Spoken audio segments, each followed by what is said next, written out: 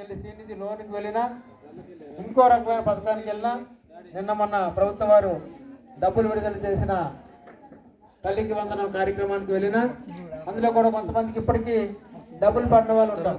కారణం ఏంటంటే Aadhaar card bank link అవ్వలేదనో, లేకపోతే తల్లికి ఆధార్ కార్డు రిజిస్ట్రేషన్ అవ్వలేదనో, ఇలాంటి సమస్యలు ఎక్కువగా మనం గత 4-5 ఏళ్ళ నుంచి 10 ఏళ్ళ నుంచి ఫేస్ చేస్తూ ఉన్నాం. కానీ మీరు పంచాయతీకి కొంచెం దూరం ఉండడం వల్ల ఈ సచివాలయంలో రోజు అక్కడ చేస్తాం. ఇక్కడ మన దగ్గర కూడా 4 ఆధార్ సెంటర్లు ఉన్నాయి.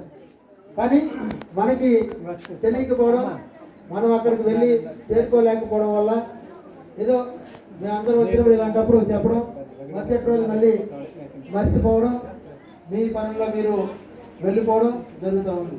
కానీ పథకం వచ్చినప్పుడు ప్రతిదీ టైము ఇప్పుడు పారదర్శకంగా చేయాలనే ఉద్దేశంతో ప్రతి మనిషి అకౌంట్కి ఇంతకుముందు ఎవరైనా చేతికి డబ్బులు ఇస్తారు. ఎవరికైనా చేతికి డబ్బులు ఇస్తున్నారా? ఇవ్వలేదు. ఖాతాకే జమ చేస్తారు. ఇవన్నీ సరిగా ఉంటే ఆటోమేటిక్గా నగదు బదిలీ అనేది పక్కాగా జరుగుతుంది. అలాగే అంగన్వాడీ పిల్లలు ఉన్నారు, వారికి ఎక్కడ హాస్పిటల్లోనో బయట డెలివరీ జరుగుతుంది. ఆ బర్త్ సర్టిఫికేట్ లేకపోవడం వల్ల ఆధార్ రాదు. కాబట్టి ఇంటికి ఇవ్వాల్సిన సరుకులు ఏవైతే ఉన్నాయో అవి ఎప్పుడైతే ఆధార్ లేదో ఇవ్వలేని పరిస్థితి వస్తుంది.